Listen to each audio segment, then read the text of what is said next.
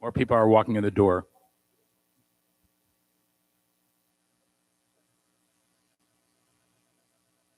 So I'll just start off with a repeat of just the way I started last night, just because we're not starting yet anyway. So for those of you that weren't here, there was a parable that I had read that really reflected everybody can hear me okay? All right, good. There's a parable, a Hasidic tale, that I read prior to going to Israel, right before I went. Like these things came to me, and that's not the only thing as I left.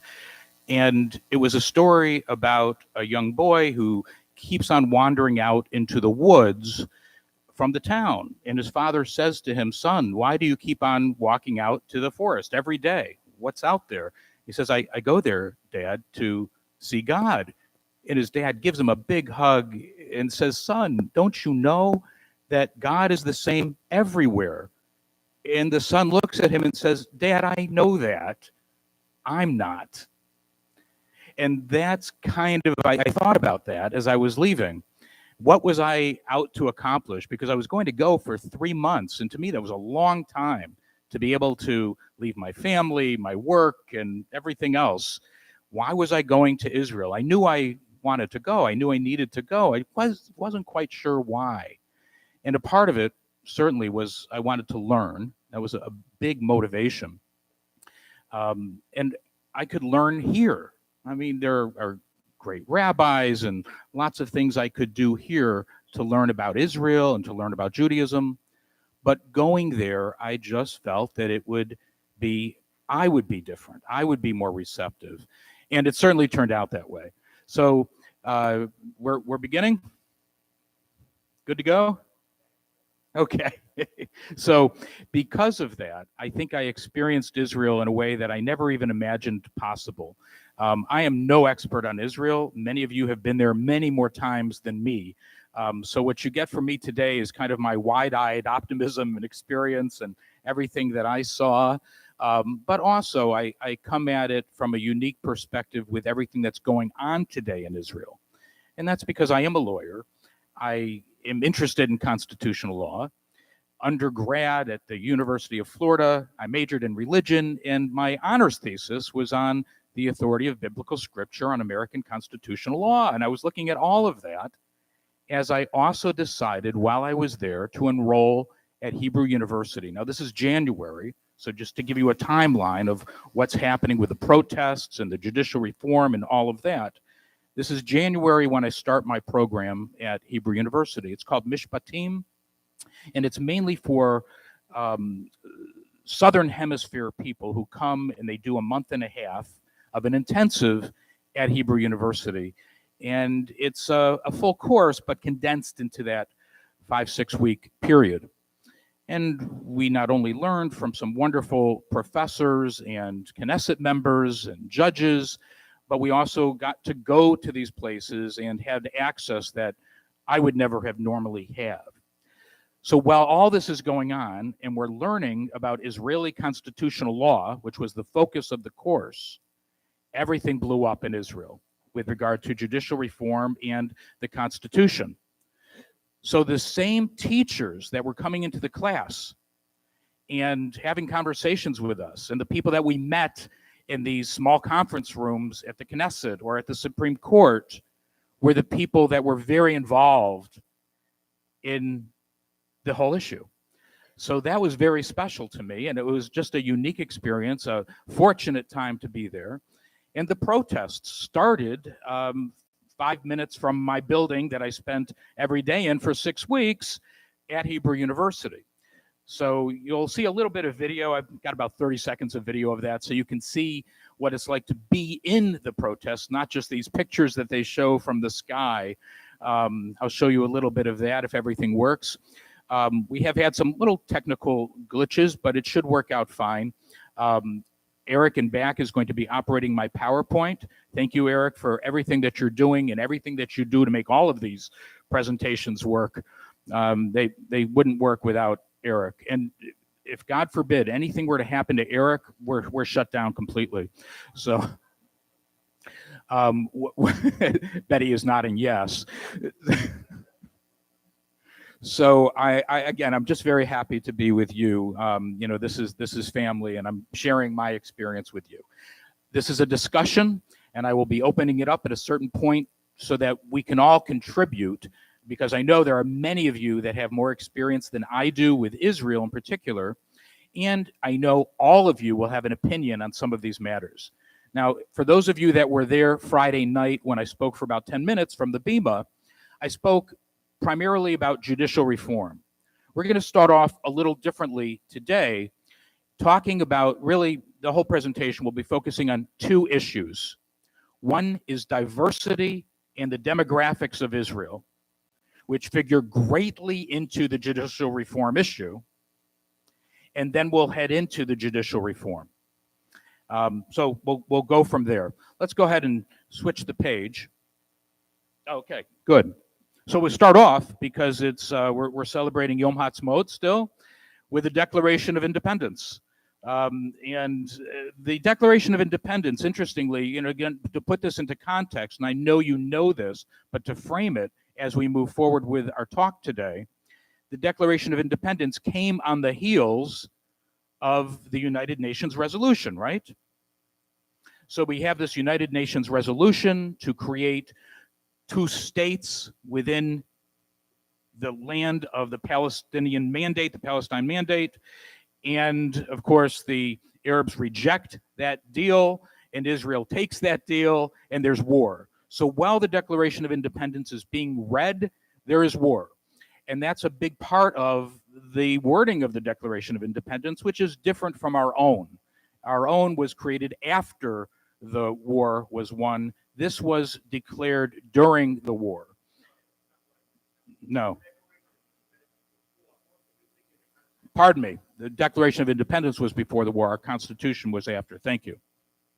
So a lot of this, our Declaration of Independence talks about independence from the king, but this Declaration of Independence talks about making peace with the specific people of the Arabs. It talks about the land. It talks about ownership rights.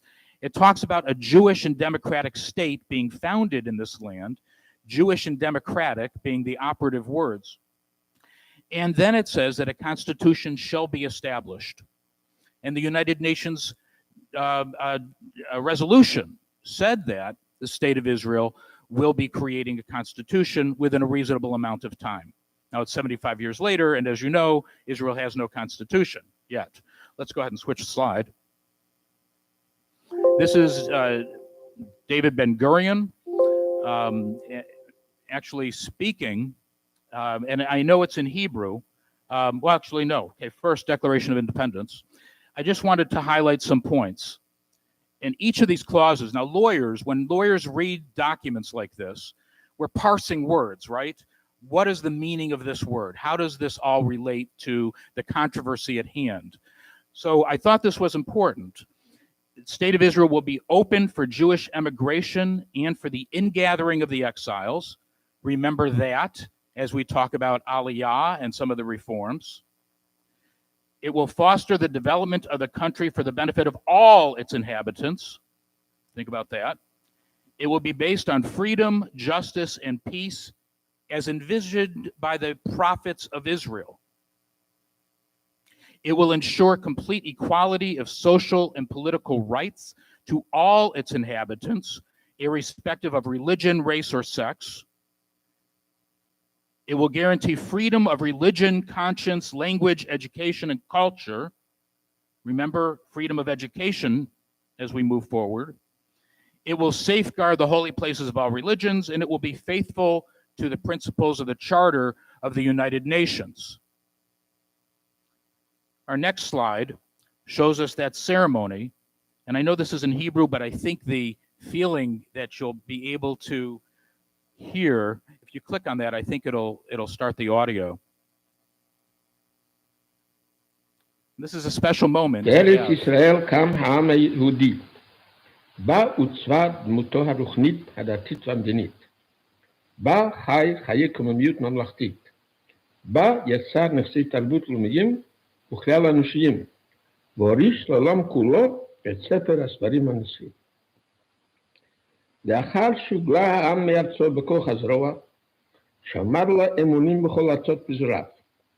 לפיכך נתכנסנו, אנו חברי מועצת העם, נציגי היישוב היהודי והתנועה הציונית, ביום סיום המנדט הבריטי על ארץ ישראל, ובתוקף זכותנו הטבעית וההיסטורית, על יסוד החלטת עצרת האומות המאוחדות, אנו מכריזים בזאת על הקמת מדינה יהודית בארץ ישראל. So what a wonderful thing to have preserved and to be able to hear as we celebrate Yom Ha'atzmaut. Even if we didn't understand all of those words, I'm sure some of that came through. Eretz Yisrael, Shalom, and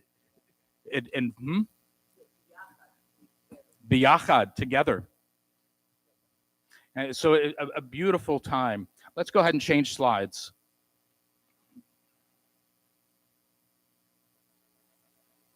So what do we have going on today? In 1948, we had 806,000 residents of the state of Israel. Today, we have almost 10 million. That's a lot of change in 75 years. 73.5% of that is Jewish, and you can see these statistics: 18% Muslim, 2% Christian, 2% Druze. I was surprised to know that 2/3 of Israelis today were born in Israel. 1/3 of Israelis, the other third, come from over 100 countries. And one of the things that absolutely amazed me, my very first day there, was the diversity of Jewish people, which I don't see here near as much. Of 15.2 million Jews worldwide, half live in Israel. And importantly for our conversation today, in Israel, 45% identify themselves as secular Jews.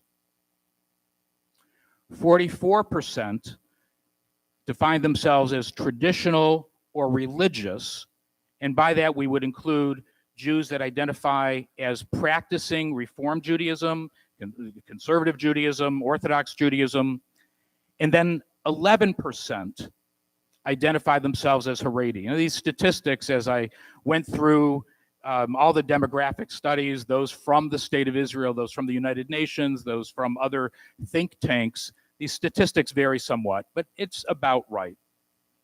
Plus or minus 5% on any of these. Let's move slides. So one of the big issues is if you have such a high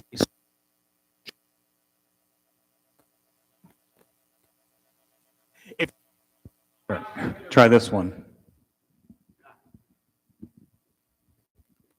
If you have such a, well, much better. If you have such a high secular population, you can imagine the controversy that occurs with all of these different issues that come up with the law and public policy and just cultural stuff.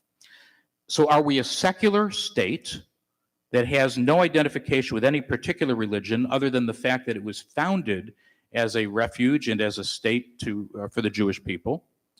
Or is it a Jewish secular state where people identify as Jewish in any way, but it's not necessarily religious Judaism or observant Judaism? Or is this a Jewish state that practices and recognizes and observes Judaism in its public forums? You have a big chasm between the Haredi, the Jews that consider themselves separate from the others. Haredi actually means to tremble before God. We might call them the ultra-Orthodox. They prefer the term Haredi because ultra-Orthodox makes them feel like they are the fringe group. But as Haredi, they feel that they are the ones that are honoring Torah. Oh, Ashkenazi and Sephardim. So I was also surprised to know that Israel is roughly half Ashkenazi and half Sephardic. That wasn't always the case. In race in Israel is very interesting.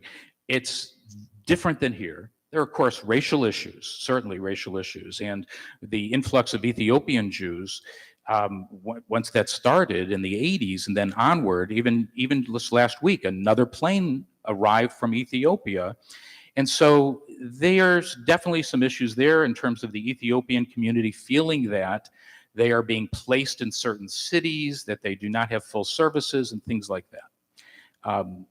But in general, what I saw, at least in Jerusalem, which is a religious city in general, there were many Black Jews who were fully integrated into the religious community and into the Shabbats and everything else. And I did not sense any discrimination. And one of my closest friends there was Black. I spent a lot of time with her. And I remember one night, I brought much of the students in my class, judges, lawyers, law students from all over the world, mainly from Australia. Most of them were not Jewish, had never been to a Shabbat service or a Shabbat dinner. And so I was resolved to invite them to a Shabbat dinner. But at that time, I was staying with a family in Jerusalem. It wasn't my home, and I didn't feel comfortable just inviting over a whole group of students. And the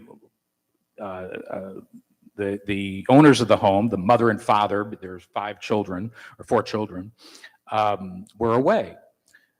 I told Chaya, my Black friend who's going through an Orthodox conversion, or she just actually finished, would you mind helping me do this service? I'd like to have them over. She said, ask Susan, the mother of the house, whether it would be okay.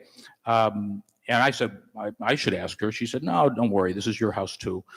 I texted Susan, and this was an ongoing joke anyway, because here's a 56-year-old man who would be going to school every morning. And she'd say, goodbye, have a nice day at school. So I texted her and I said, Susan, is it okay with you if I invite over the students from my class? And she says, as long as you've asked their moms. So I invited them over. And the reason I'm telling you this is that one of the men that came over, an older man who was in his 70s from Australia, had not been around a lot of Black Jews, never met a Black Jew, in fact. And he said to her, I've met people like you before, so animated and fun, and you dance well and you sing, and it's just wonderful. And I was cringing so hard. And Chaya said, what do you mean, my people? And he said, Black people, you know, and you're a Black Jew. It's amazing to me. And she said, thank you. And afterwards, I said to her, I was so offended, Chaya. She said, by what? And I said, the way he talked to you. She said, he just hasn't met a lot of Black people. Okay, so that was it. And the things that bothered me did not bother her. And she certainly didn't feel that way among others in Jerusalem. So I just mentioned that as a race issue. And by the way, many of those students from that Hebrew University course came over anti-Israel, thinking bad things about Israel, thinking that Israel was oppressing the Palestinian minority, that there was an apartheid regime and the whole thing. They were like BDS people. They left Israel completely changed. And it wasn't because they were brainwashed. They just listened and observed. So gender and sexual orientation issues, yes? Turn it down? I can't turn it down. I can pull it farther from my face. Is this better? Okay, good. I'm blowing you out. Gender and sexual orientation issues, you should know that women, there's always gender issues, and I don't mean to downplay it, and I'm a man speaking about this, so take that, what I say with that in mind, but I did not see the same gender problems in Israel that we have here. I mean, Israel has a different sense of women. Women serve in the military from the beginning of Israel. We've had a female prime minister of Israel. Women regularly serve in the Knesset. I was at the deputy mayor of Jerusalem's home. She is a woman. There were, so it's a little different. Not saying that there are not issues, but it's better. Sexual orientation, way better. I mean, not in Jerusalem, but in Tel Aviv and the rest, in most of Israel. Gender preferences, gender identity is not the problem that it is here. So it's a much more liberal country in that way. Next slide.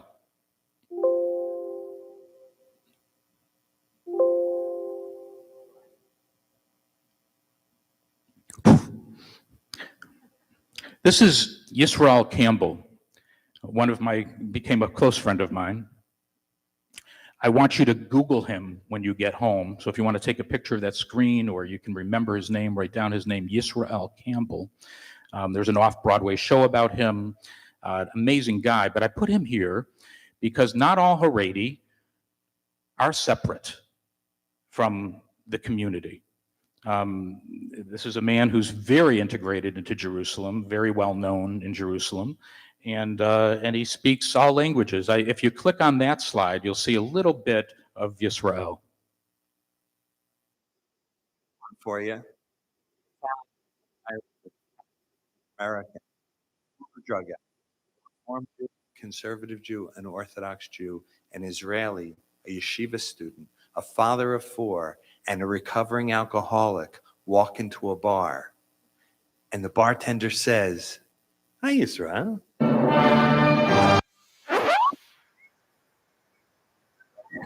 You can click off. There's a lot of diversity. For you. And so this was just one of the people that I met. And as you talk to people, your mouth drops open. There's such interesting people that make the decision. Making the decision to move to Israel takes a certain, mind frame. And so you have a lot of people there that are thinking outside the box, and whom I really greatly respected. And he's one of them. You can move to the next slide. So let's talk about the issues with the Haredi.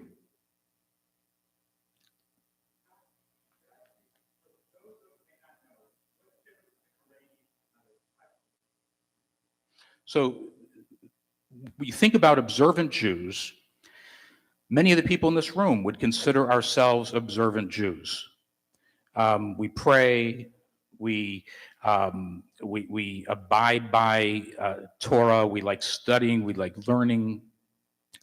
There are people that in other denominations of Judaism, conservative and modern Orthodox communities, who step up the game with Torah observance and more regularly study Talmud, keep kosher. Those are not Haredi people.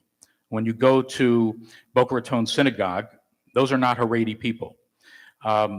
These are mainstream people who are in the community, whom we are friends with, who they dress like us, they look like us, they act like us, they work in jobs in the community.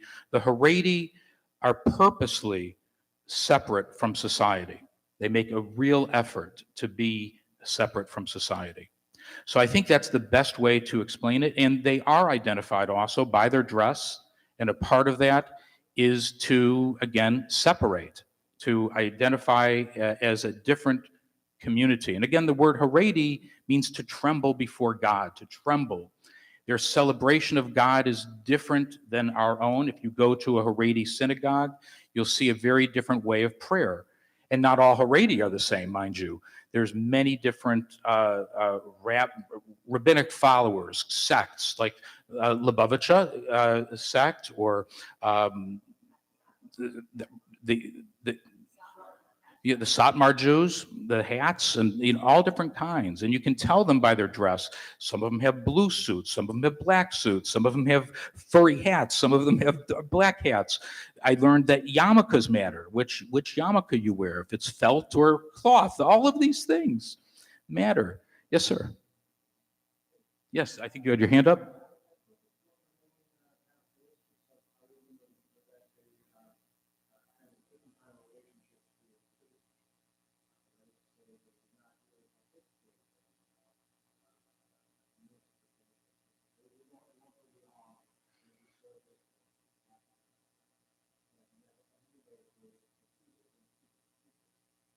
So I'm just going to repeat that for those that may be watching.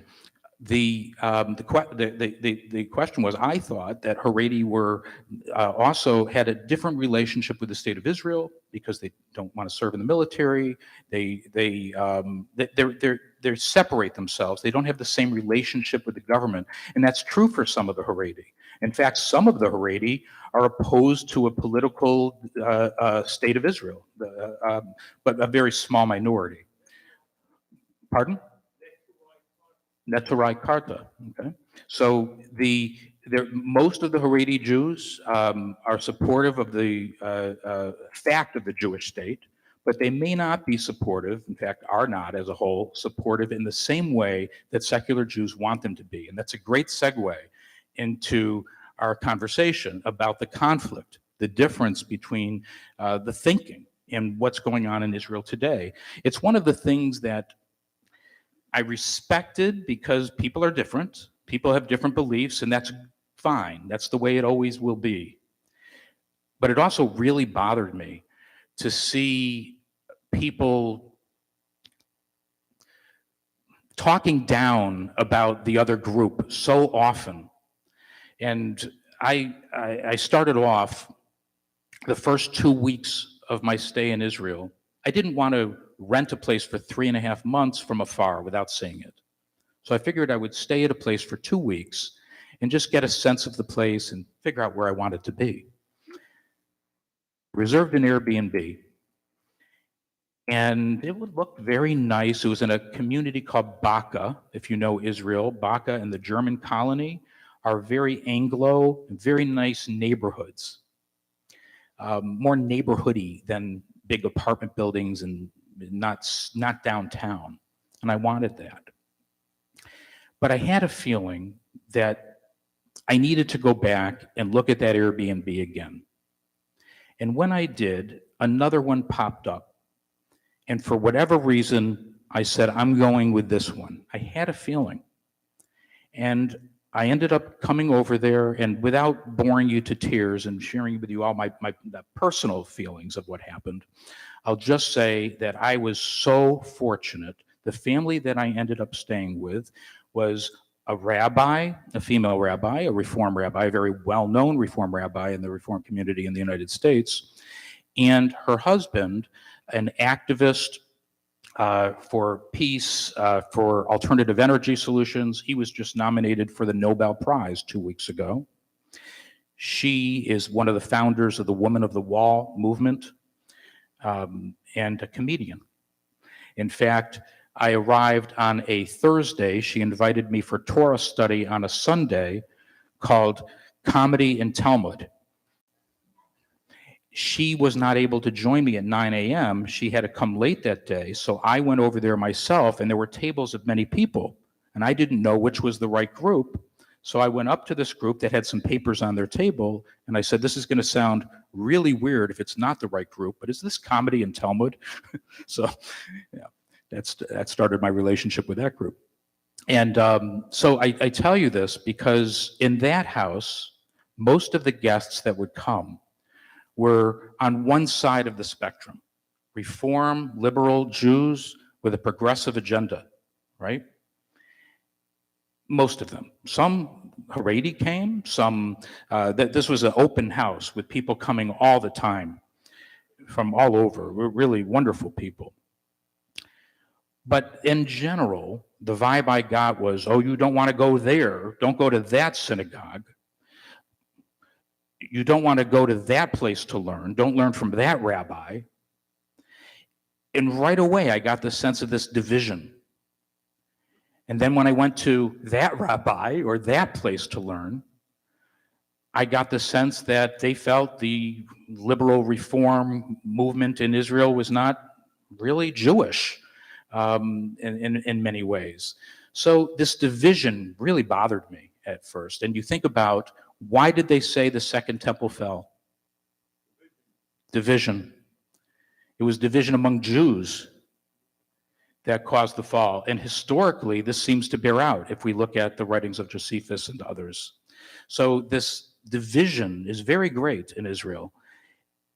And the division is a result of mainly the ultra-Orthodox or Haredi community and their desire for a Jewish state, and all the rest of Israel, which is more, it can be religious and secular, but they don't want rules saying, for example, no public transportation during Shabbat. They want to be able to get on a bus if they want to. They figure if you don't want to get on a bus, don't get on a bus. They don't feel, the Haredi feel, that they should not serve in the military, that Torah study is preeminent. And this is not universal, mind you. There are Haredi that serve in the military, as you'll see in a moment. But as a whole, the belief in the Haredi community is that it is our obligation as Jews to study Torah. It is a commandment in the Torah.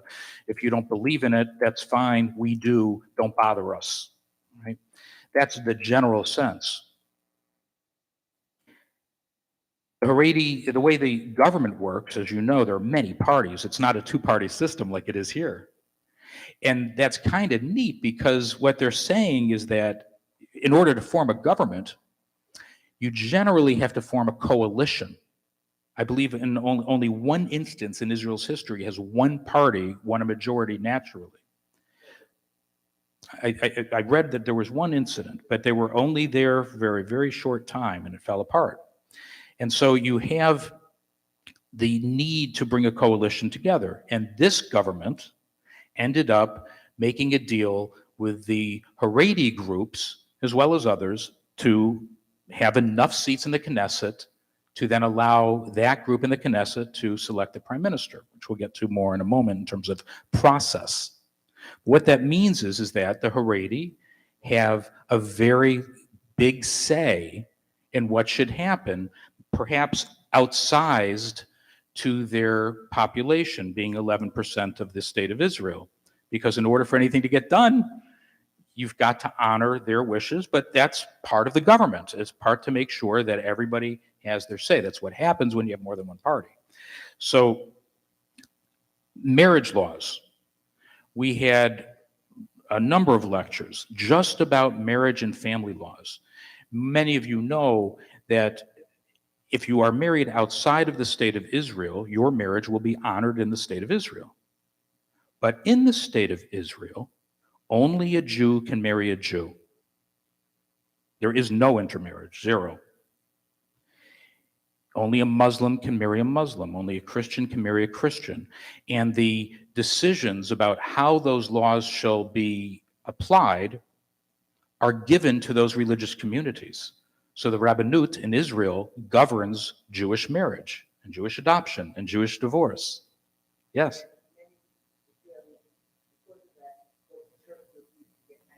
That's exactly right. So in order to get married, Cyprus is the big destination. It costs $39 for an airline ticket.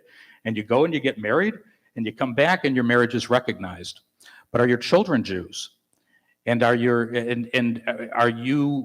your children have the right of return, the ability to make aliyah? And is your reform, if you're a Christian in America, and you converted to Judaism through Temple Sinai, would your reform conversion be enough to allow you to marry as a Jew in Israel, to make aliyah in Israel? These are big issues. These are evolving issues. And the secular Jews and the majority of Israelis say, what are you talking about with all of these religious laws? We are not a Jewish religious country. We're a Jewish country. And we don't want all of these laws and rules, and we certainly don't want the Rabbinut deciding what is marriage. That's a civil matter, right? And so this is the kind of conflict you have. And of course, on the Haredi side, they're saying, what do you mean a civil matter? This is a Jewish state, and we abide by Torah. It says it right in our, we're going to follow the direction of the prophets, and we're going to honor Torah. That is our founding principle. Education is a big issue. If you're in the Haredi community, a big part is not losing your identity. They feel they're afraid. And if you talk to them, I'm not putting words in their mouth. If you talk to them, they will tell you they are afraid of assimilation.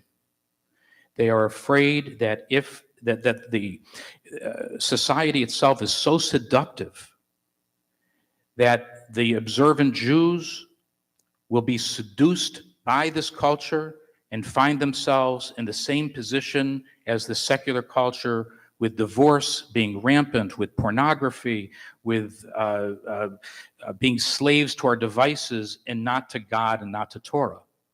And that is their concern. So that means that serving in the military would be a problem, because they believe that the military is a brainwashing vehicle by the secular state. And there's a component of that, but it's not intentional. It's just, this is Israel. They don't want to be brought all together like that, because they don't believe in the same set of moral principles that the rest of the state finds themselves believing. Education is a big issue because of that, right? So that if you're going to have schools, you don't want your kids being taught the same things. You want your kids being taught Torah. And so they don't want their kids going to secular schools, and they don't want to pay taxes for secular schools. They want their schools to be Torah-based. It happens in Brooklyn. In fact, there are big court cases and all kinds of stuff here in the States about this. A wonderful program on This American Life about that on public radio. I just wanted to point out another issue about military service before we start moving into another segment. Where did this all come from about the Haredi not having to serve in the military? Because we know Israel's in a dangerous spot of the world. From its foundation to the present day, and unfortunately for the foreseeable future, Israel has many enemies that would like to destroy it. And so having a strong military, any rational person would say this is a necessity in order to be able to survive. And you that study Torah, this is from mainstream Israel, saying you that study Torah will not be able to study Torah here if the state is destroyed. So we need a strong military, and everybody needs to chip in, is this sense. So where did this all come from, that the civil state would say, okay, we abide by your religious need for separation? It started with David Ben-Gurion in 1948, and the ruling class that said, we get it. You're a very important part of Israel. Everybody's got their rights. And so we want you to be able to have exclusions for those who want to study Torah. Not everybody, not every Haredi studies Torah all day. But for those that need to, we want to allow for it. So there was an exemption of 600 people that would be allowed to study Torah exclusively and not be in the military. Now, mind you, not everybody's eligible for the military anyway. You know, you got to be a certain age, you have to be a certain fitness, but 600 of those people will be exempt. In 1968, 20 years later, it was raised to 800 people. In 1977, all caps were lifted. And so then you had thousands, tens of thousands of exemptions. In 2014, the Supreme Court, acting as the High Court of Justice, heard a case and ruled that this isn't working. No, it's not working. We cannot survive this way. And the Haredi birth rate being so high means that eventually we'll have too many people not serving, and we need a strong military. So we don't know the answer, and we are but the Supreme Court. We're not the legislature. What we're going to say is, you got to figure this out, because this can't stand. And so the exemption we're going to rule is not a reasonable law. It's going to be suspended. We're going to create a commission. And this commission, the Tal Commission, T-A-L, Tal Commission, Tav Lamed, is the commission that will study these issues and then report back to the government.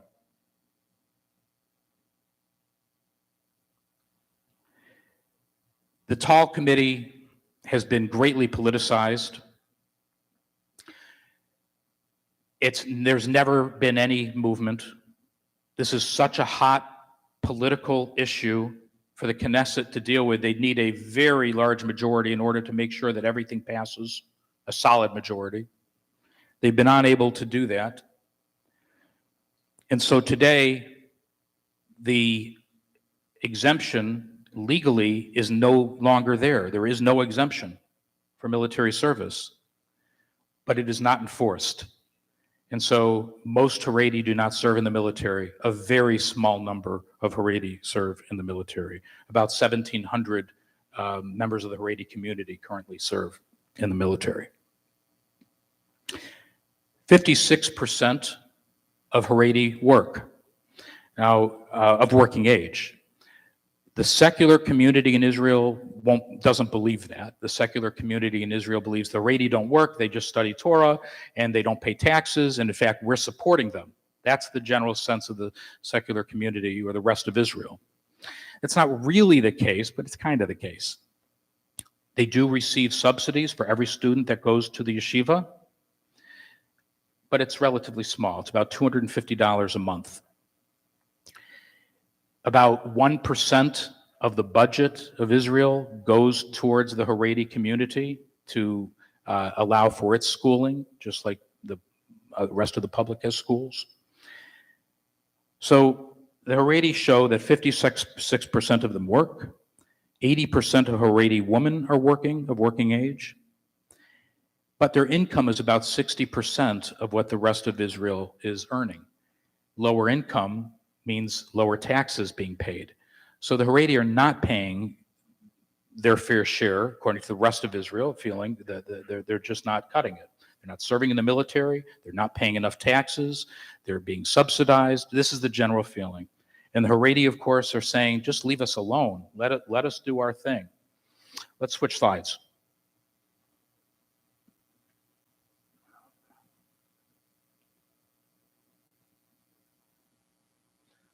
So the mainstream view is pay your fair share. Do what you do. You know, we need the taxes. We need you to contribute. You need to serve in the military. So it's a rite of passage in the state of Israel, and it's not okay that you're not contributing. You won't be able to live the life you lead. You can study Torah, that's fine, but you've got to help defend the nation. And don't try to make us like you. Don't make us not ride on Shabbos if we want to ride on Shabbos. And don't impose your marriage laws and divorce laws on us. That's the secular view. The Haredi view is Torah is everything. Everything else is secondary. And if you talk to most Haredi, they'll say, we love the state of Israel, we support the state of Israel, but Torah is everything. And if we don't study Torah, the belief is so strong that there's the belief that the study of Torah is what will save the state of Israel. Of course, a secular Jew is going to look at that and say, well, got to help ourselves. God wants us to help ourselves. Studying Torah is not enough. It's not going to keep the Jews alive. It's not going to keep the Nazis at bay. It's not going to keep our enemies at bay. So, but the Haredi believe that in order for the survival of the Jewish people, we must study Torah. And they're saying we do our part. We work, we pay taxes, but we also study Torah. And our studying Torah is what will preserve Judaism. And it's what has preserved Judaism for thousands of years. That's their view. And they feel, don't try to make us like you. Let's move. Go back one slide if you could. Go back one slide. Thank you. This is Rabbi Shalom Myers circled in this picture, one of the rabbis I learned from. He regularly goes to the army bases where there are Haredi serving in the military, and he helps them. They study Torah together. They're fully engaged in the military. They're in regular units, but they also have their separate time to study Torah, pray, and do their observances as they do. You can click on that picture. I think there's a video that will pop up. Nope, okay. This is, okay.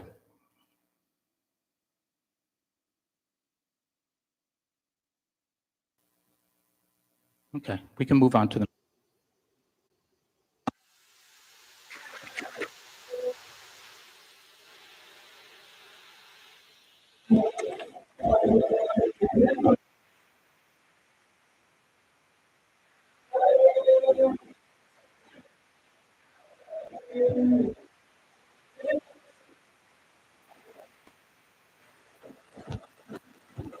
So this is Rabbi Myers. He sent this to me. This is from last week. So this is something that's regularly going on. So there are Haredi serving. It's just not near as common and near as prevalent as the rest of Israel wants it to be.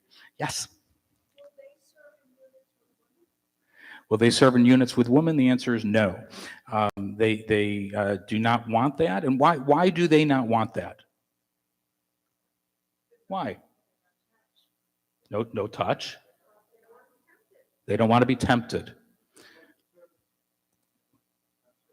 Just like the services with Mechitza. Yeah. Pardon? It's not the woman's place? Okay. The women need to take care of the family. The women don't count. Impurity issues. Yeah, there's all these things lead the Haredi to, it makes it very difficult for them, even if they want to serve in the military, to serve in the military. And when you have these Haredi units, the problem from a military command structure issue, is everybody's got to train and work together. So these are ongoing problems.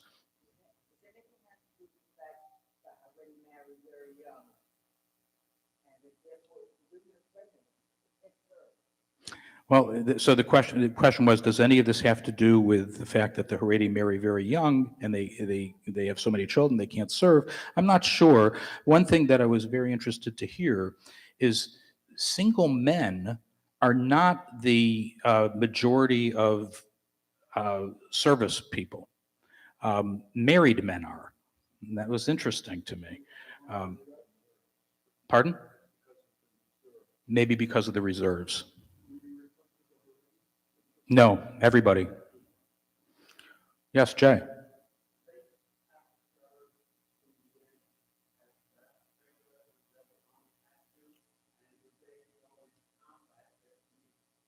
The question is, do they have to serve 2 years? So it's now 3 years for men, 2 years for women. And the answer is yes, they have the same obligation legally to serve. Are they willing to go into battle? Yes, they're willing to go into battle. Some of the Haredi serve in the Golani Brigade, and they're fighting. Some of them are fully integrated.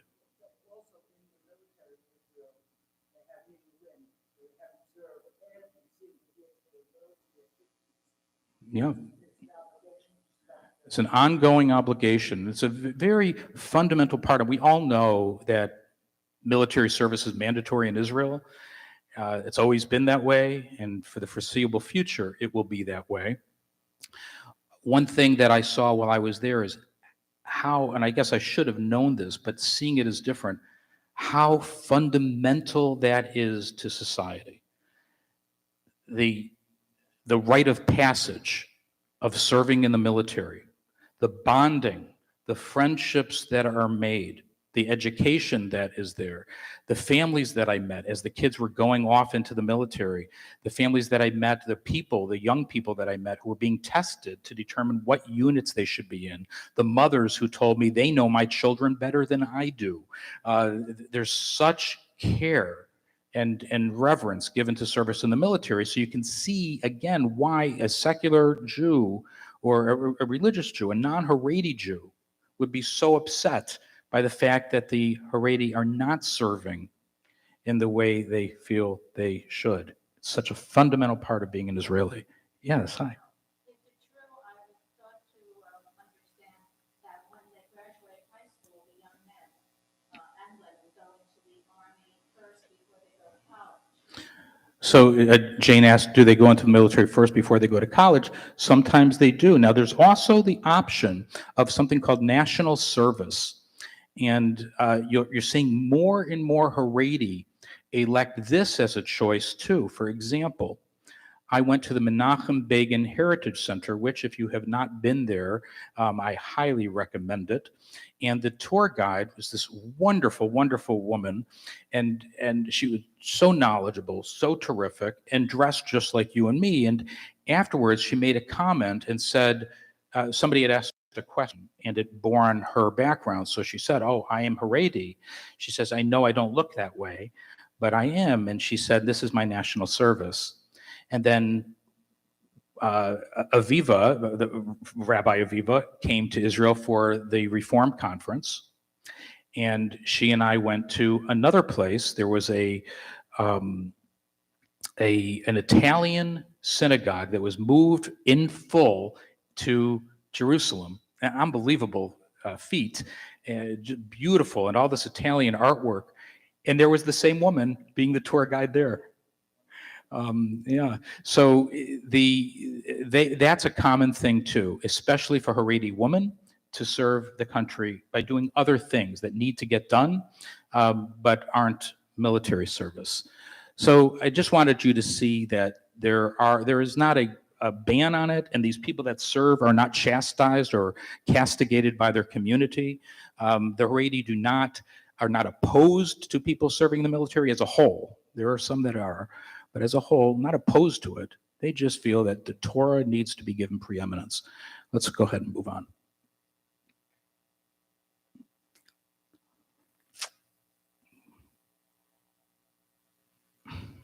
So this is Rabbi Aryeh Levin, who's known as the Tzaddik of Yerushalayim, and he has a story that he told, a true story. I kept on seeing a young man who he'd seen in the community for years and years and years that used to talk to him regularly and now seemed to be giving him the cold shoulder.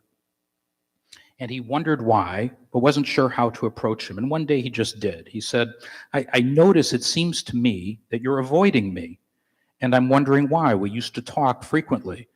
And the young man said, I don't practice Judaism in the same way I used to, and I'm ashamed to talk to you because I don't follow all the observances. And the rabbi said, I'm a very short man. All I can see is your heart. And I say that as we close this conversation about the division in Israel by recognizing that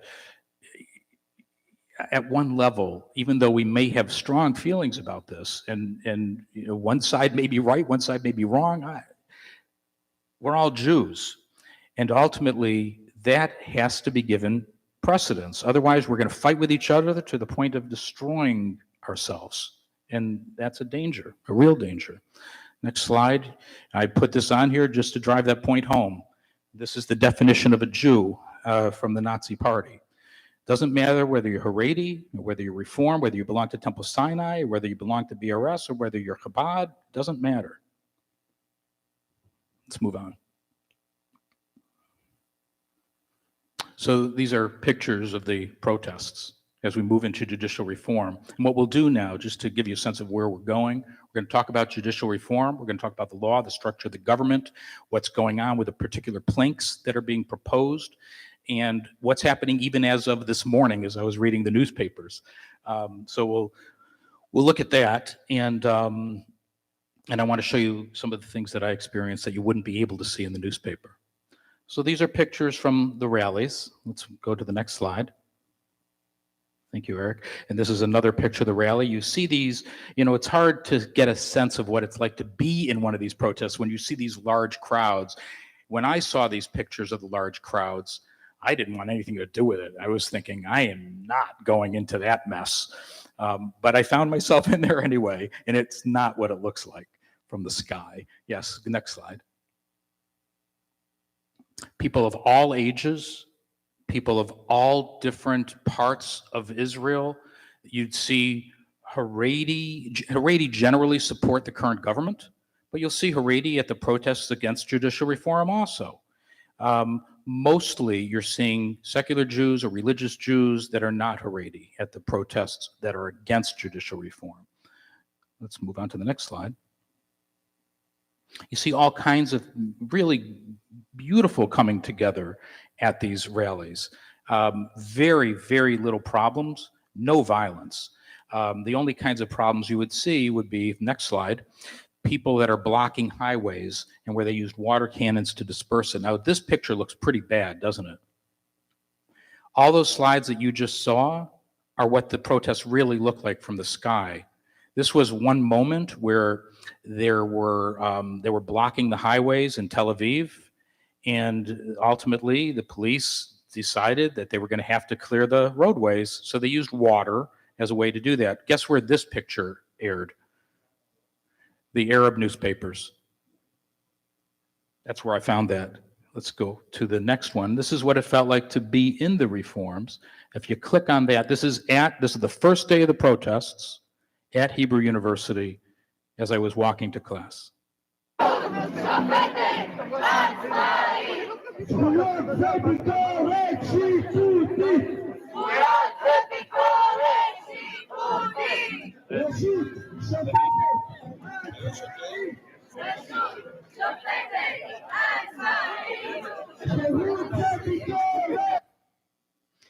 You'll notice that there were Palestinian flags being waved, Israeli flags being waved, all different kinds of men, women, young people, old people, Arabs, Jews.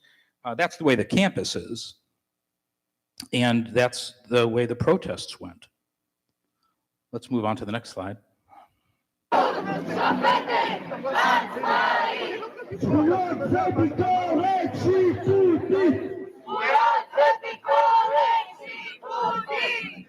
I think that's the same slide.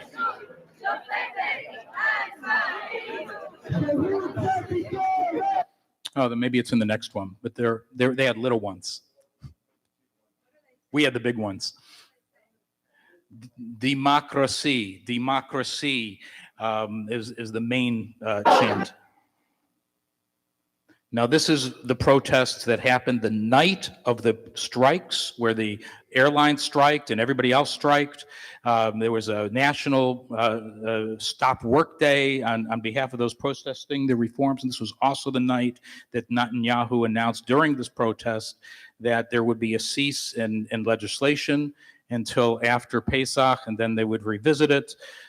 This was that night. This is outside the president's residence. I was there. This is my friend Michael. Let's go ahead and watch this one.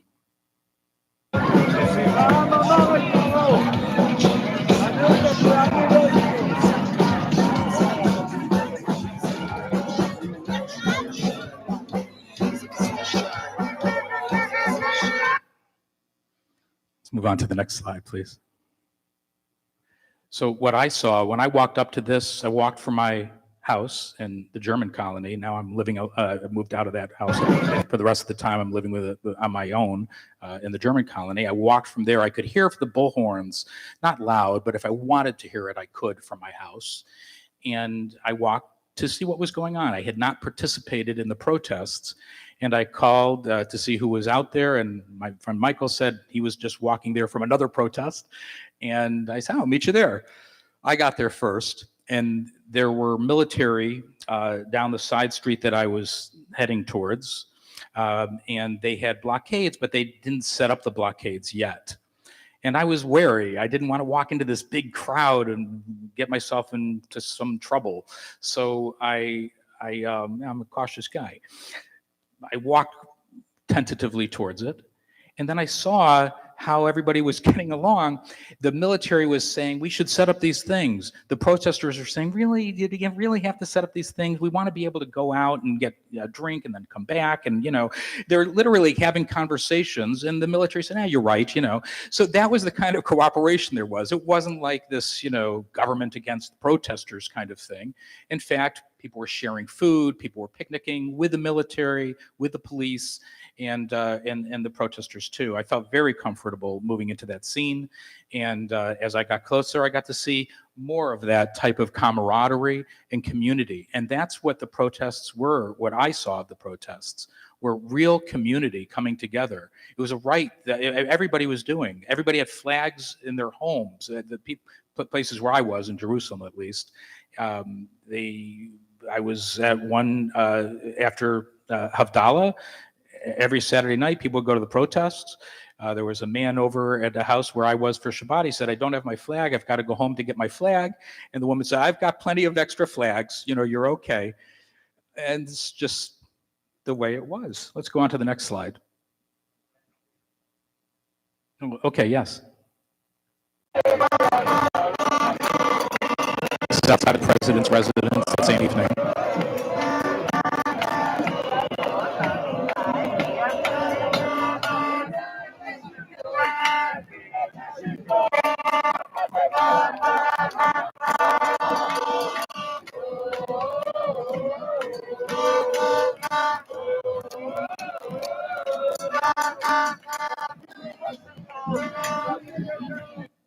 Now, there's no organizer at this protest, not one organizer. There are many groups with bullhorns. You could have brought your own bullhorn and you'd be an organizer. That's the way it was. So you'd have these, little groups. They'd have people dancing, some people sitting in circles, some people yelling, some people climbing light posts. That's the way it was. Let's move on to the next slide. Any questions about the protests and what that was like? Yes. I was really wondering, and I don't want to start discussion about it, if the lack of violence and fighting had anything to do with the fact that Israel has very strong gun laws and no one was armed. Seriously, seriously. So the question was, do you think that the reason why there was no violence was because Israel has very strong gun laws? Perhaps that has something to do with it. But, there's one group, they called it the Familia. The Familia were the ultra Haredi's, that young men who were really out to create problems. And that evening, somebody yelled out, the Familia, and there was a group coming towards the protests that were from the Familia. And they threw one bottle. The police ran at them so quickly, they were gone within probably 3 or 4 minutes. I tried to get it on video, but it was gone that quickly. That was the most violence that I saw. If people want to create trouble, I think they would have done so without guns, but this just wasn't the spirit of the protests. And even those that are in favor of judicial reform, looking at the liberals that are protesting all the time as silly liberals and how stupid, you don't get it, they're not out there with, violently at all, and nor were the liberals. I mean, it wasn't like that. I'm sure there are people with very strong feelings, but it wasn't violent. And in fact, quite to the contrary, it was filled with love. I mean, you really saw that in the sense of we're Israelis, and this was something to do for our country. Normally, in here too, if you see people marching with flags, what do you think of? What type of group do you associate that with? The right wing, right, generally. The radical right wing. Same in Israel. And that was one of the comments that the liberal Jews were saying. They said, how beautiful that we've taken our flag back. And that's a sense that the feeling is that that's always going to continue now. Okay. What are they protesting? What's the big deal here? The status of Israel's constitution is there is no constitution. Right? So even though it's been 75 years on, they haven't been able to come together to agree on what a constitution should be. Now you see maybe why we did some of that talk beforehand. Why can't they come together? Well, it's pretty obvious with all that we just discussed. How can you agree on a constitution if you can't agree on the most fundamental, overreaching umbrella issues? Are we a Jewish state or a Jewish state? These are fundamental issues that would have to be resolved to have a viable constitution, one would think. Yes?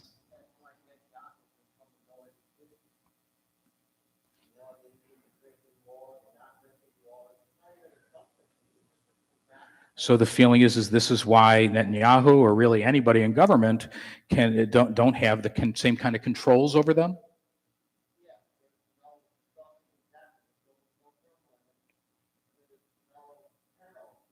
No structure, no turnover.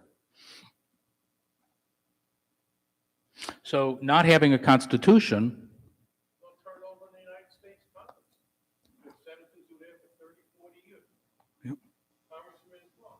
Yep, no turnover in the United States either. And I think you'll see as we go through the reform issues, if we're really try to have critical thinking as we go through this, without taking a position for a moment, trying to keep an open mind, I think that you'll find many parallels between our country and our problems and what's going on in Israel, and you may reach a conclusion different from where you might have thought.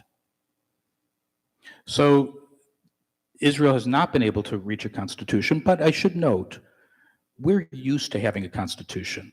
We take for granted our constitution, the fact that we have this guiding document in our government. Israel is founded more after the parliament. It is a parliamentary democracy. It is founded after the British model, not the American model of democracy. How many pages is the Constitution in the United Kingdom? 0. No constitution. Right? So it's not like constitutions are necessary in order to have a viable democracy. And Israel has not been able to do so, but has created instead what are called basic laws. Basic laws are like fundamental tenets. In order to make a basic law, there's no difference in the legislative process. They pass a law, and they designate it as a basic law, and it's a basic law. As things evolved, it required more of a majority. Instead of 61 votes, it would take 80 votes, but still not like here where you'd have to go through a whole rigmarole to create an amendment to our Constitution, right? Or let alone a constitutional convention. So these basic laws are given very high elevated status in Israel. And that forms, by the way, the fundamental issue of judicial reform now. In 1992, basic law, human dignity and liberty was passed. This is most similar to our Bill of Rights. It is very easy to read, 1 or 2 sentences per point. If you want to take a look at it, I think you'd find it interesting. It was a little too long for us to go through today. But it's a really neat document and very similar to our Bill of Rights. And for those who are, interested in constitutional rights and protection of the people, when you look at the Bill of Rights, the first 14 amendments to the United States Constitution, first 10, pardon me, I say 14 because the 14th Amendment is what incorporated all of those to the states. You'll find that the Bill of Rights is what gives the people most of the rights we talk about today, right? Not the Constitution itself, which is important and a foundational document, but the Bill of Rights that came after is what gives us the rights of free speech, rights against searches and seizure, rights to carry arms, all that stuff. And same with their human dignity and liberty laws. Now, at the same time this is going on, there's this kind of liberal movement to liberalize the laws and have more human rights, a move towards a constitution. And the justice of the Supreme Court at the time, Justice Barak, said, I want to make sure that these human dignity and liberty laws are enforced, that it can't be the kind of law like any other law that can just be changed by another law. That, in fact, is the purpose of human dignity and liberty, is to make sure that the minority cannot be governed by the tyranny of the majority, and to make sure that rights are secured. So that's when, in the Bank Mizrahi case, Justice Barak and the Supreme Court at the time, the majority said, the Supreme Court shall have ultimate authority over what is violative of the basic laws, what is reasonable for a law to be passed by the Knesset. If it doesn't meet this reasonableness standard that's based on Jewish and democratic principles and the basic laws and international norms and Jewish law, it's overruled, right? So that notion we in the United States call judicial review. And the judicial review case in the United States is what? Marbury versus Madison, and that was in 1803. So now we're in I believe it was 1995 that the Mizrahi case was determined. Just 3 years prior, you have this big basic law being passed. So you see this revolution occurring in the law in the early to mid 90s. Separation of powers. So judicial review is all about, in a way, separation of powers, holding the legislative branch accountable. to some standard. But you have to have a standard, right? What's that standard here in the United States? Our Constitution, right? So everything, ideally, must be decided by the Supreme Court by the principles of the Constitution. Now, we know as Americans that sometimes a Supreme Court justice may look at a desired result and then find a way to justify that within the Constitution. Perhaps that's human nature, perhaps that's the way it'll always be, but there's still this foundational document that gives us guidance. In Israel, they don't have that, but they do have these basic laws and everything else. And so separation of powers in Israel is a little different. Also, in a parliamentary democracy, who elects the leader? Parliament, not the people. So the people never elected Netanyahu. People never elected any prime minister in Israel. They vote for parties. They don't even vote for Knesset members. They vote for parties, and each party has a slate, a list, they call it. And this list is the people that will be in that Knesset. You don't know as a voter who will be in what position. You're voting for the party because that you believe in those principles of that party. And when you vote for that party, the party with the most votes, who's believed by the president of the state of Israel to have the capability of putting together a government, will be charged with putting together a government. And that party's leader, in this case Netanyahu, must make deals with the other parties to get that 61-seat majority in the Knesset. Once that's done, they elect the prime minister. Yes? You said you don't know who's going to get the prime ministership. In fact, the parties have a list from 1 to 120. The first person on the list will become the prime minister. So in the Likud, number 1 is Netanyahu. And the Likud is charged with forming the government. We know who the prime minister is. So I didn't mean that they don't get to know who the prime minister is going to be. They don't know who any of the other people on the list are, what they're going to be, what position they're going to be, whether they're going to be a minister of a cabinet, whether they're just going to be a Knesset member. Most ministers of cabinets are also Knesset members, but not all. And so you have, very interesting issues. It's very just different than here.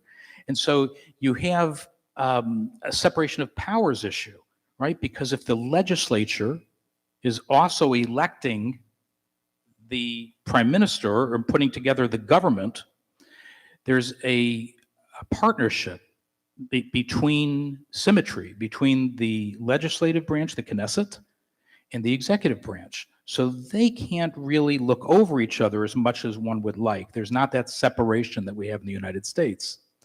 But we do have in Israel a judiciary. So the sense was of Justice Barak and those that supported him, you have to have a very strong judiciary.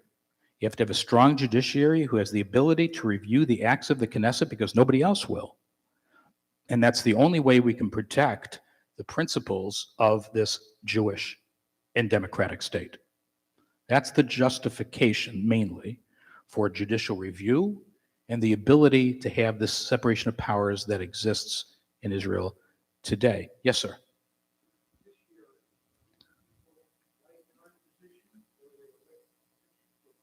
So very interesting question. Are these positions lifetime positions in the judiciary? I'm going to explain exactly how the judiciary is constituted in a moment.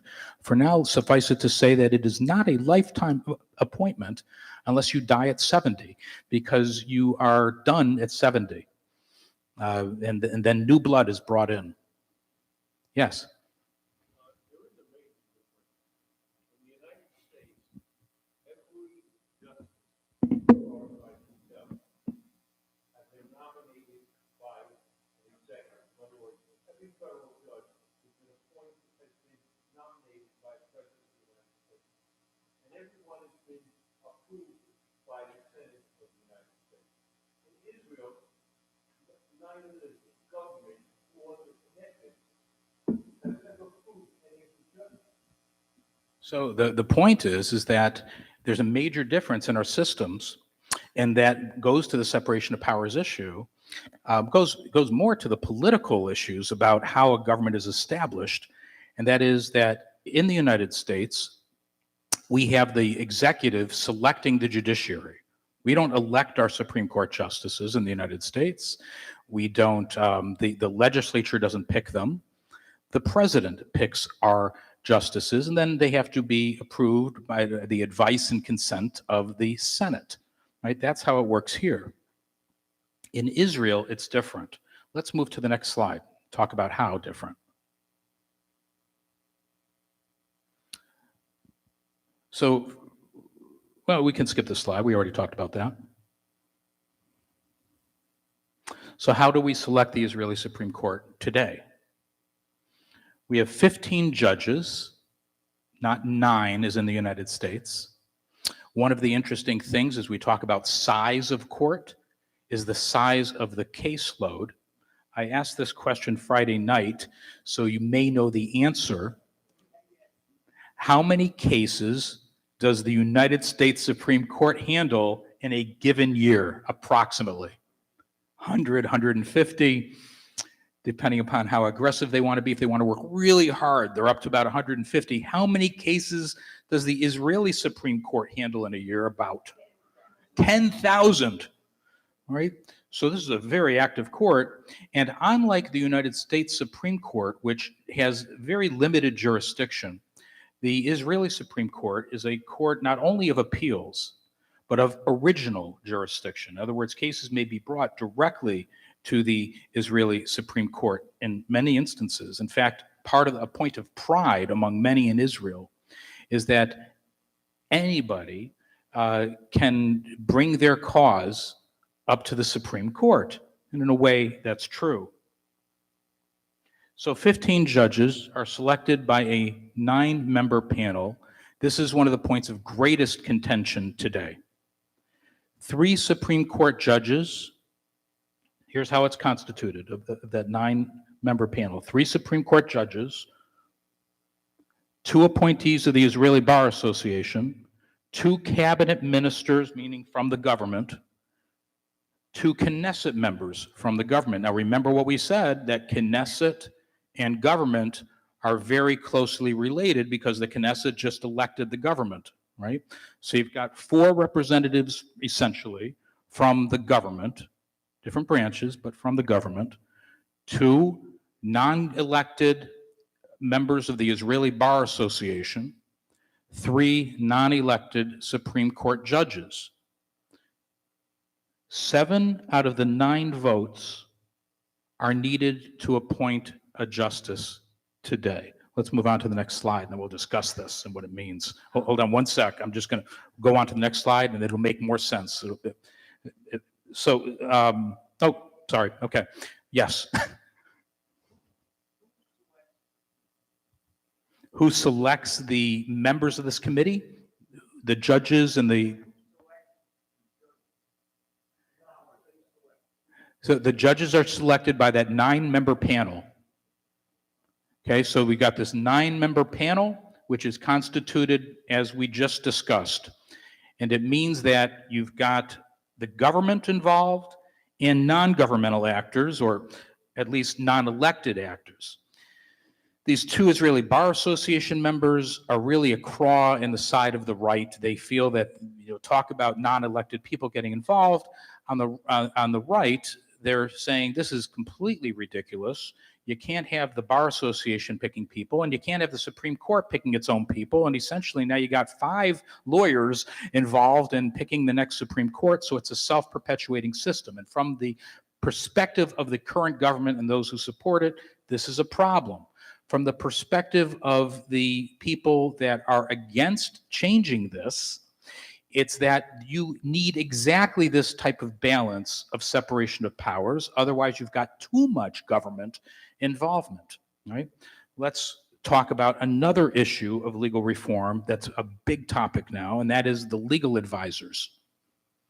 Legal advisors, we have no parallel of this in the United States. What this is every cabinet division, every agency has a legal advisor appointed by the Attorney General of the State of Israel. And that advisor has a lot of authority. They are not a member of that agency. They don't answer to the minister of that agency or the secretary of that agency. They are independent. And their direction of what is legal and not legal is binding on the minister of that department. Okay? One of the proposals from the current government is that these people should not be binding on the agency, that the agency minister or secretary should himself or herself select their own advisor, and that advisor's advice should be just that, advice, and not a mandate. So that's another big issue. The left generally looks at this as a control on government also, that by having these advisors who are more institutional government employees, that it's another check on government. This is one thing I'm unclear about. The question is the Attorney General a member of the cabinet? I'm still a little bit unclear, and perhaps somebody here knows the answer on how the Attorney General is put in place. It was I've tried to understand it, and it's a little vague.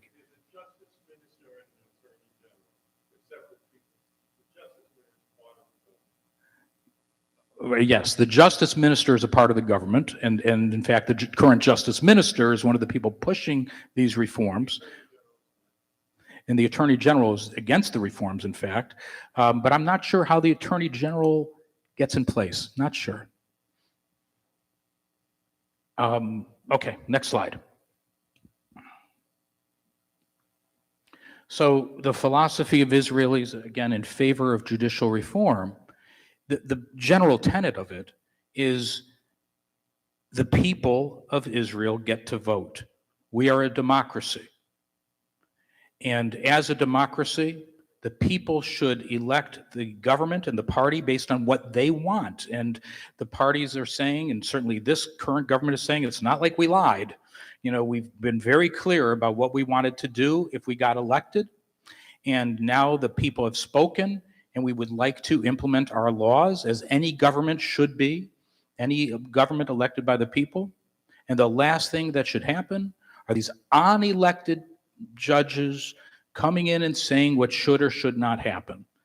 And the sense is that if you have unelected judges, at least there should be some control by government to override these unelected judges, lest the rights of the people, the votes of the people, essentially be removed. And so you'll hear people on the right saying such things as, my vote doesn't count, I guess. You know, all these people that are for reform, I guess my vote doesn't count because they want the judges to overrule what I just voted for. That's the perspective of many on the right. And of course, on the left, a very different thinking, and that is you need a strong judiciary, and a judiciary that is separated from government in order to hold government accountable to the people, that voting is not all that matters. In fact, any good democracy is going to protect against sometimes what may be a gut reaction of the majority to abide by the founding principles of the country. And so on the left, the general sense is we cannot give up control of the judiciary to the government, otherwise we have no separation of powers. And I also want to make this point, and we'll open it up for some discussion. I said last night, or Friday night, and I think this really hits it, is that the protests are not really about judicial reform so much as they are from mainstream or secular Israelis against what they perceive to be encroachment upon encroachment from the Haredi, from the right, on all of their rights. And they don't trust this government. And it's not like they believe that judicial reform is not necessary. In fact, prior to this government being in control, the Yair Lapid and others were looking at reform measures.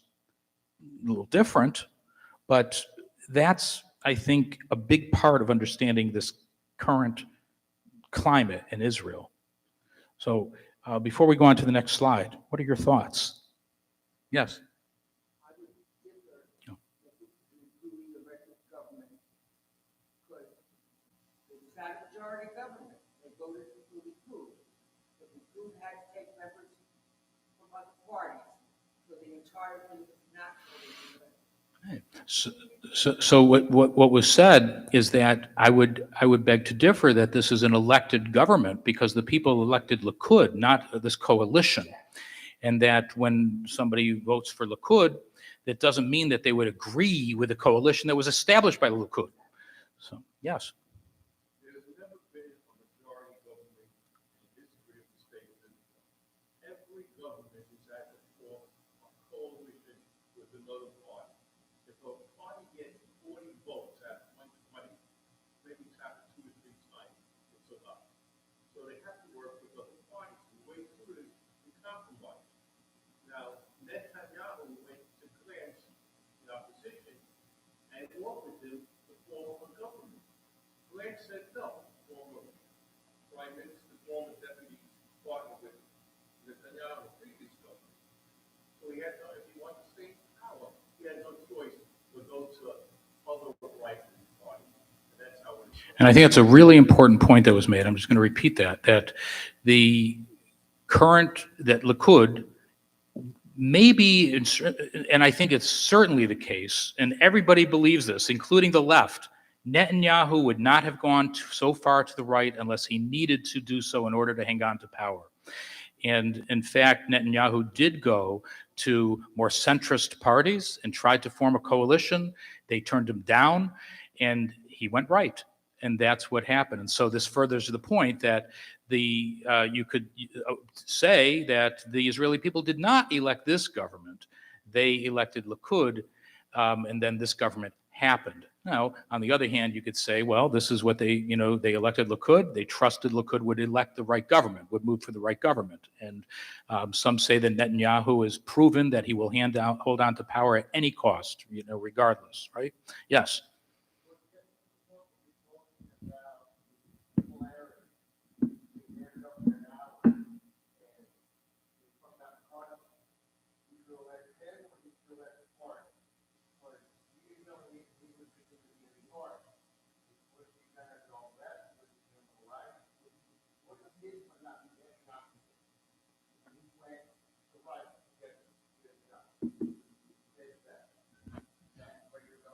So, so the point is that when you elect a party, you kind of take what it is, and this is the system that you've got to work within.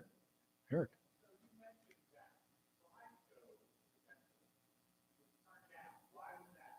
Why did the centrists turn him down? Well, the general feeling is because he's under indictment. and that there was a feeling that you can't make a deal with this guy, right? That was a big push. Yes.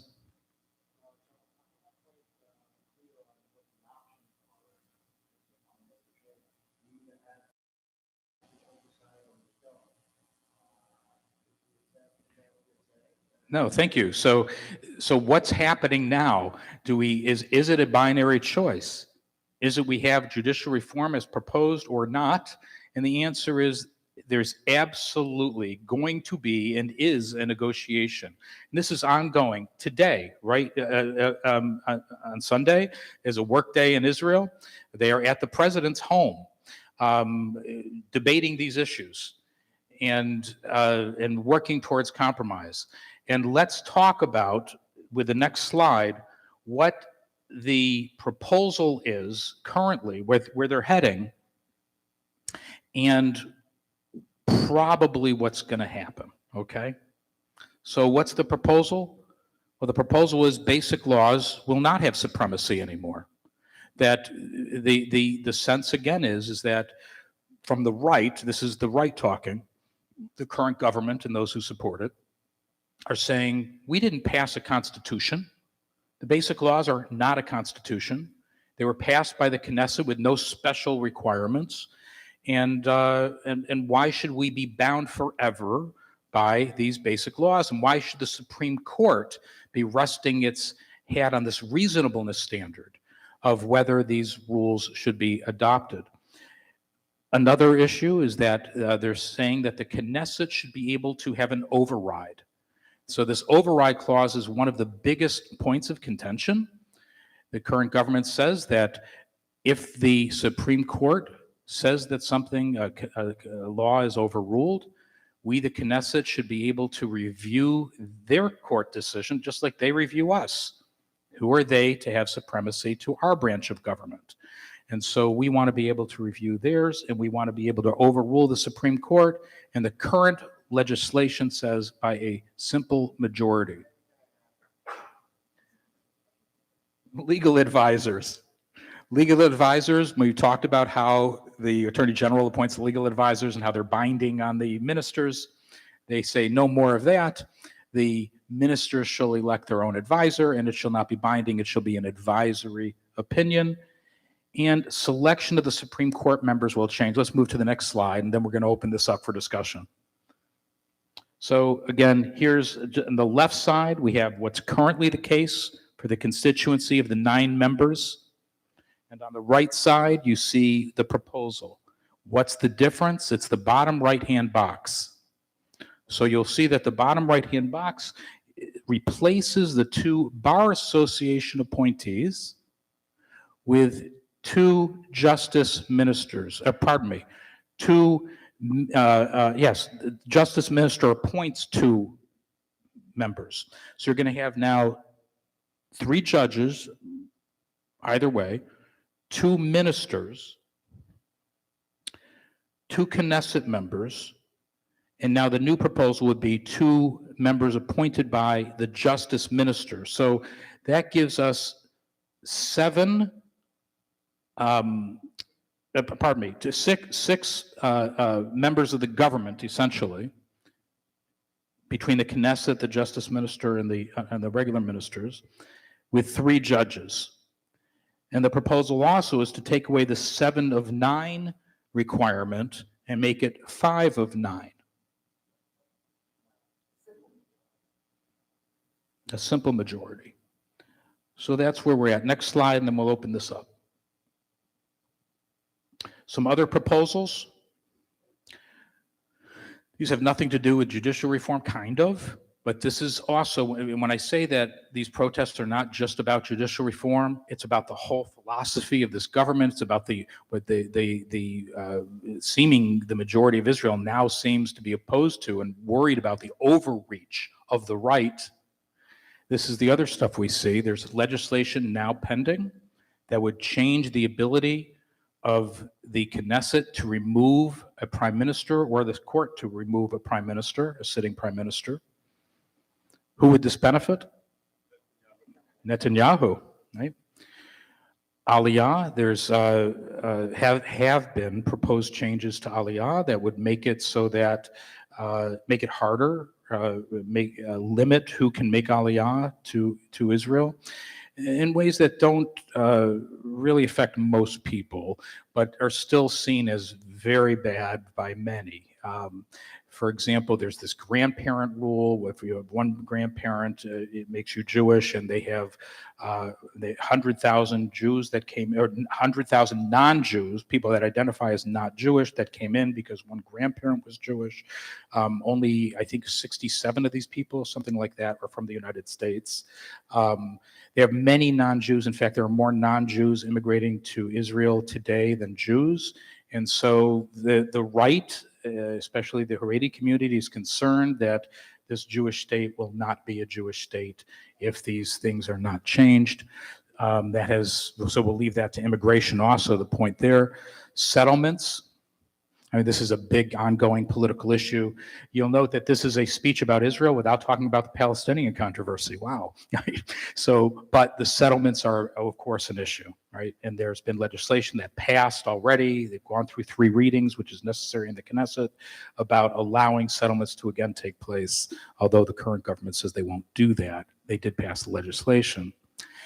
And in addition to the override clause, which allows the Knesset to override the determination by the Supreme Court that something is invalid.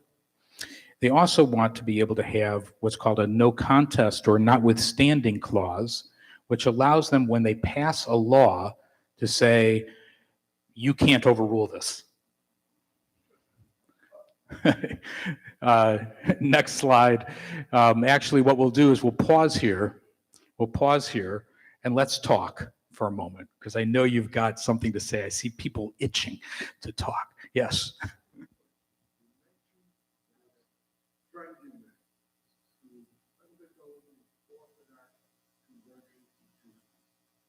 assume that has nothing to do with issues reform, conservative, or heritage. You just want to recognize Israel. So the question was, you mentioned your friend who was converted to Reform Judaism. She converted to Reform Judaism in the United States, and then in Israel moved forward with an Orthodox conversion. Now, she's an interesting person. She has traced her ancestry back to the Igbo tribe of Nigeria, which claims to be Jewish.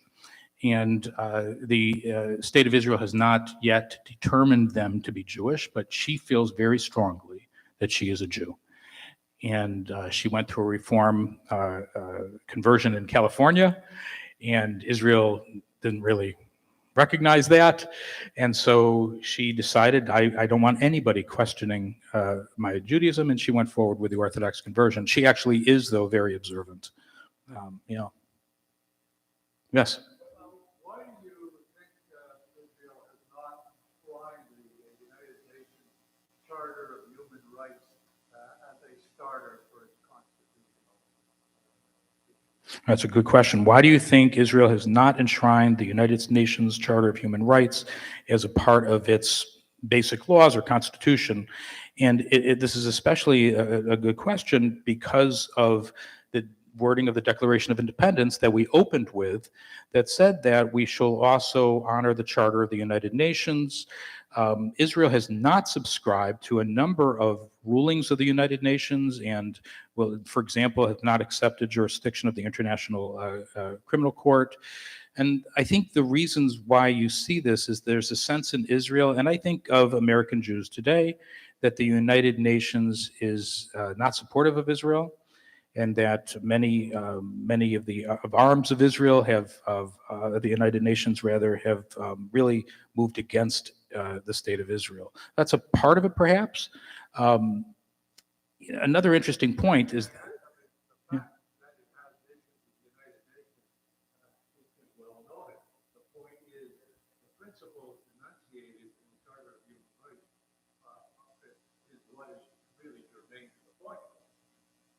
So in other words, why not adopt these principles, regardless of how you feel about the United Nations? I'm not sure the answer to that, other than to say that perhaps, and I don't know, I haven't studied the United Nations human rights legislation, but perhaps if you compare that to the basic laws of human rights and dignity, you might find a lot in common.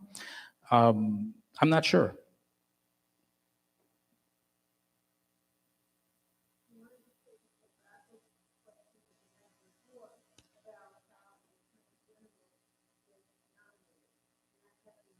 Good.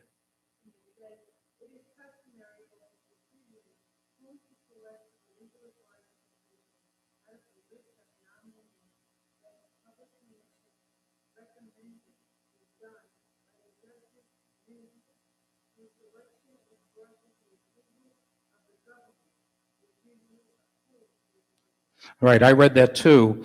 I don't know what that means. So, so there was reading of how you elect the Attorney General, and it is. Yeah, so the Justice Minister is involved in initiating the process of selecting the Attorney General, but then it goes to a committee, and then that committee is somehow answerable to the Knesset or the government. Not sure where all of this goes, but it's very complicated. So, yeah, Eric.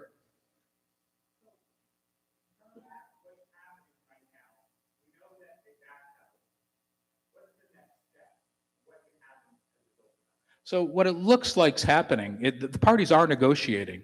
Netanyahu spoke yesterday or today, I get confused by the time difference, and said that that he's committed to compromise.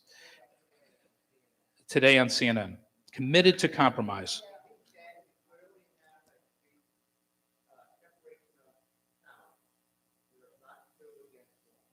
That we clearly have a separation of powers. Now, what he did say on CNN also was that there's one party that's stopping this process, and he made it clear that I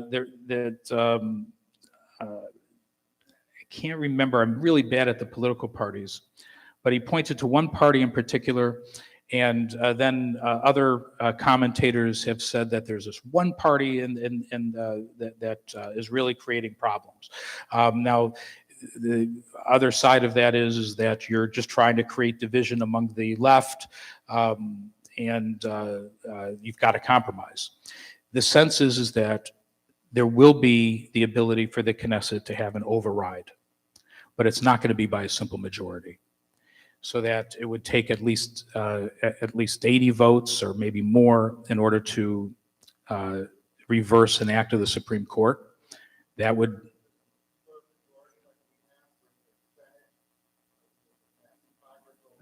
perhaps a 2/3 majority. That's the 80 votes.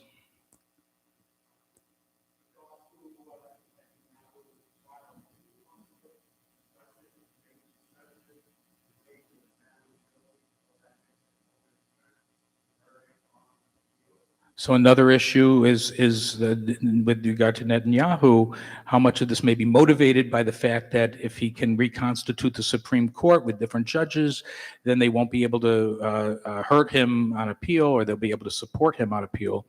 And that may be a part of this too. And they're not talking about making these changes in the future. These changes would be effective today. And so that's another point that people are looking at as compromise, that some of these changes may be warranted, but not today. Make them take place 10 years from now or something like that. There's another issue, and that would be the justice ministers. The justice ministers being appointed by the Attorney General now, but instead of having mandatory direction of a cabinet position of the ministers, they'd still be appointed by the Attorney General, but be advisory. But their opinions would be known to all. They would not be kept secret, that they'd have open government, and so that people would see that the justice ministers are operating against the advice of their legal counsel. There's another point of compromise, perhaps.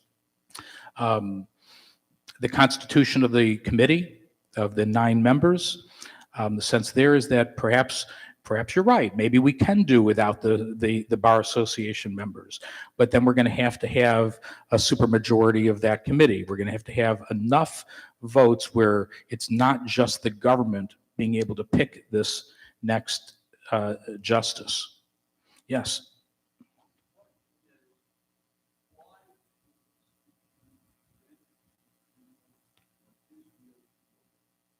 The question is why isn't this given to the Israeli people like a referendum?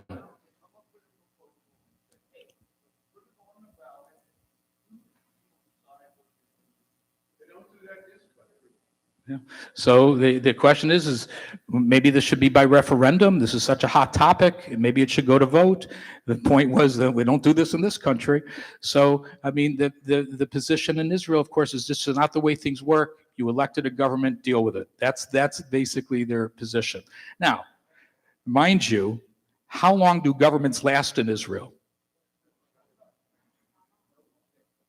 So in order to last, you have to be able to maintain the coalition, right? Thus far, some people say amazingly, this coalition has remained intact.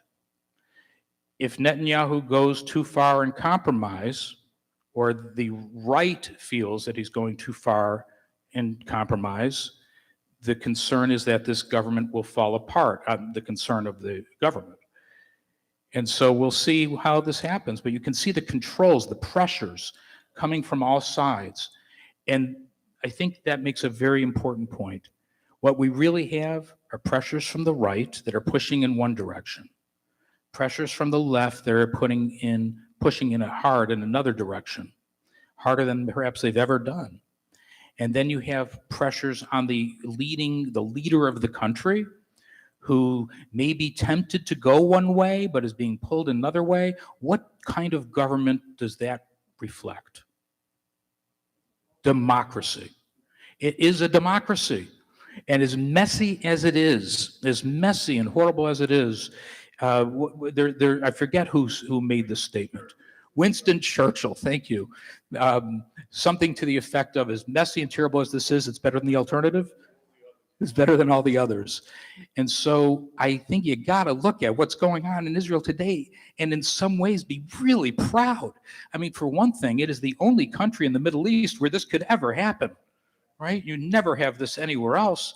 And how wonderful is it that you have all of these people out on the streets, arguing and fighting and, for principles and peacefully making this happen. I'm going to show you a couple more slides, and we can open it up for a little bit more discussion if you'd like, but I just want to be able to finish up, so if anybody has to go, they can. Staying true to Israel, I just want to emphasize a point that the rabbi made Friday night. And this is a really important point, and that is, no matter how you feel about these issues, I think the point that Rabbi Steve made was that we must never abandon Israel. It may be sometimes tempting to give up hope if we feel that the parties are going into one direction or we're opposed to the way they're handling one particular issue. But that doesn't mean that you abandon Israel. And I think it's important to say that, because actually there are people who are pulling away from Israel as we speak. There are many American Jews who are disillusioned by Israel and are pulling away from that, and that can't happen. And I'm an elder law attorney. I just want to make an interesting point. In my other life, I practice law. I help the elderly and people with disabilities. One of the things that I see, and I'll bet you can relate to this in your own families, you may have seen this yourselves, where, let's say there's an elder parent in one city, let's say here in Delray Beach, and there's maybe a kid that's nearby, and then another kid that lives up north. Lynn, have you ever dealt with this issue? So what happens is the kid in Florida, let's assume everybody's good and trying to do the right thing. The kid in Florida is doing everything they can for their parent, working their butt off often, and losing time at work. Their marriage is suffering. Everything else could be sandwich generation issue, all this stuff. They're really trying to do the right thing, but it's hard. And what does the kid up north do? Gives it advice. Says, what are you doing down there? How could you do this? What are you doing? So the blame game. So let's try. I was reminded of that part of human nature when I thought about how Americans are judging Israel and telling Israel what to do sometimes. And I was very hesitant while I was there. People would say, how do you feel about this? What is your position? How come you're not carrying a flag right now? All this stuff. And I said, I don't know that this is my place. But I support Israel. So that's kind of where I was at. And it's not like I don't have a position here, but I much more care about Israel than any of this other stuff that's going on. Let's change slide. Lastly, or second to last, I wanted to share this with you. I opened this up. I woke up in the middle of the night. It was like 4:00 in the morning. This was WhatsApp is really big in Israel. WhatsApp is an app on your phone that you use instead of texting through normal text messages. They use WhatsApp really heavily. If anybody can read Hebrew, you know what this means, but here's what it says. Person number one says, does anybody have this is a group WhatsApp text, does anybody have a flag I can borrow to go to the anti-reform protests tonight? And the next text is, I have one, but I need it back to go to the protests for the reform tomorrow night. And the next text says, okay, thank you so much. God bless you. And I'll bring it back. That is Israel. Okay. Next slide. And we'll end with this video from the IDF. I wanted to end here because, well, it's Yom Ha'atzmaut.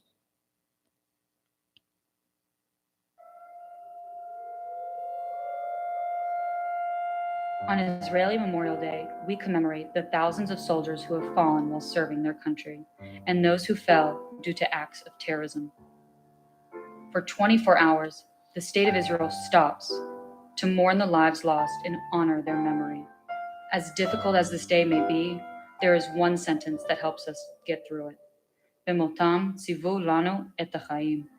In their deaths, they ordered us to live. Israeli Memorial and Independence Days come one after the other, to remember those that have fallen for our nation, but also to then celebrate the freedom that their sacrifice has allowed us to preserve. אנו גאים לקיים את מצת ההצדעה לאזרחי ישראל, חיל האוויר מאחל לחג עצמאות שמח. On Israeli Independence Day, the people of Israel celebrate the country for which they fought so hard to live in. It's because of the sacrifice so many before us have made that we can call Israel our home. All over the country, music and life fill the streets in celebration of our independence and our history. These 2 days will forever be linked together. As Israeli Memorial Day comes to a close, Israeli Independence Day begins, as we owe our independence to the 24,213 people who sacrificed their lives for the state of Israel and vow to celebrate their memory. Thank you. Please feel free to stick around, discuss things, have it out.